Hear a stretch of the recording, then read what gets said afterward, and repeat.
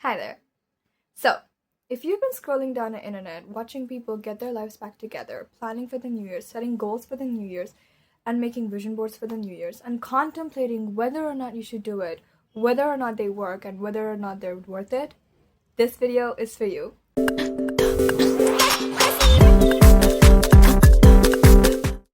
Hi there, I am Ramya, and welcome to our space room. We'd like to keep things delusional, insane, and a little bit chaotic over here, so if that's your vibe, stick around. So I made a vision board for the first time in my entire life last year, and I watched it, almost all of it, come true this year. So I'm here to tell you that vision boards absolutely insanely do work. So today, we're making a vision board for 2026 together. So grab your notebook, Pinterest, and Canva, or whatever else works for you, and sit down as we build the next year from scratch. You and I are going to spend the entirety of 2026 chasing our dreams, not people, crushing it, and absolutely living the dream life that we're going to manifest right here, right now, together. So let's get into it. By the end of this video, you won't just have an aesthetic board that you're going to keep up in front of your wall. Forget about going forward. You're going to have clarity. You know exactly what you're working for, and you know exactly what you want. And you're going to be chasing that until it becomes your reality. Step 1. Now, before we get into the aesthetics, before we get into Pinterest, before we get carried away by all of the aesthetics and the picture picking and the productivity, I want you to answer this one question. How do you want 2026 to feel? Not sound, not look. Feel. So for me, that would be growth. Self-growth, personal growth, academic growth, career growth, relationships growth. In every single aspect of my life, next year is going to be all about growing. And so that is my intention. That is how I want to feel going next year. I want to feel confident. I want to feel nurtured. I want to feel like I'm stepping out of my comfort zone. I want to feel like I'm achieving all of my dreams. I want to feel challenged. You know what I mean? Those are my intentions and my feelings that I want to feel for next year. What are yours? Take a moment to pause this video right here, right now. Grab your notebook or go on your notes app and try to answer this with 3 or 5 feelings that you want to feel next year. Throughout next year. Maybe there are certain events that's happening in your life that are big next year. When you build from emotions, the visuals make more sense.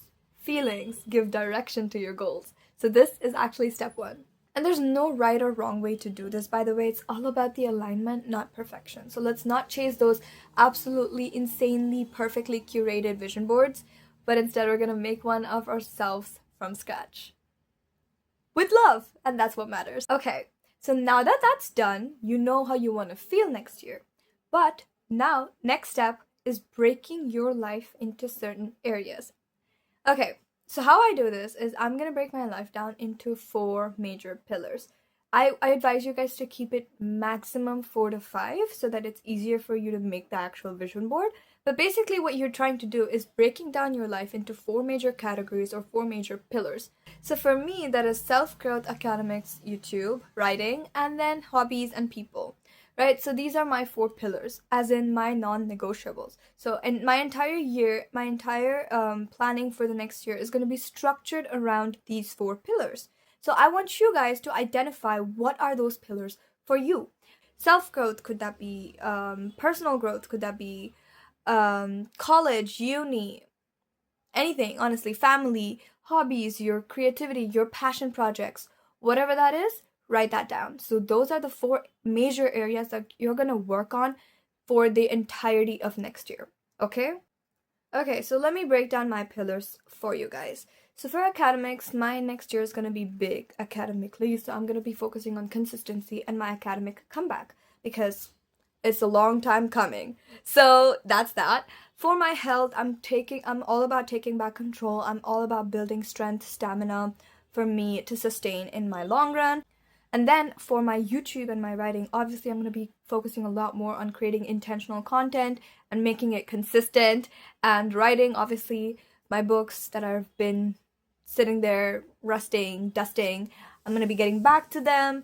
I'm going to be focusing on coming back to writing. I'm going to be focusing on coming back to YouTube. Building a platform, building a family over here in YouTube. Also, thank you so much for 93. That's so amazing. And then finally, we have hobbies and people. These are things that I do for fun. Music is a big part of my life. I'm gonna be telling you guys, I'm gonna be bringing you guys along with that journey as well. There's a lot that's coming next year. And obviously, people nurture me, I nurture people. I have so many people and connections that I've built this year that I want to maintain and cherish and nourish going forward next year. So that's very important to me that that happens. So that is that. So these are my 4 pillars, and these are the 4 kind of things that I will be focusing on in each pillar. So once you have that set, once you have clarity on that, then we can actually get to the fun part. We can get to Pinterest, start scrolling, start dreaming, and curate your perfect vision board. Okay, pause. So now that you're already on Pinterest and you already got lost, let me bring back to your attention. Does the picture or does the goal or whatever that is make you feel anxious or excited? And only then can you put it onto your final vision board. Because if it makes you feel anxious, then there's no point. I'm telling you right now that there's no point. It should make you feel excited, hopeful, it should make you get out of your bed in the morning, and that is how it should be. So if the picture doesn't scream, oh my god, hell yes, then it's probably a hell no. So just keep that in your mind as you scroll through Pinterest to find your perfect pictures. I will take you guys through my own process of making it right now.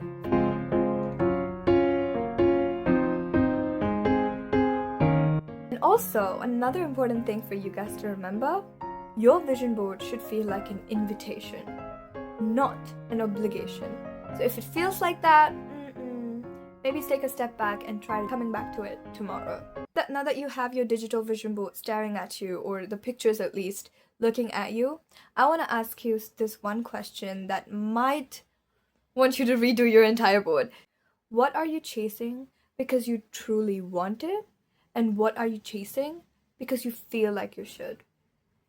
Let that sink in, think about it, and come back once you have your answer. If you look at all your pictures and think that, okay, these are all the things that I'm doing for myself, for my own growth, then go ahead, you're almost done. And if you have a few pictures that feels like, okay, I don't really see myself doing it, I feel like I'm doing it for somebody in my life because they told me to.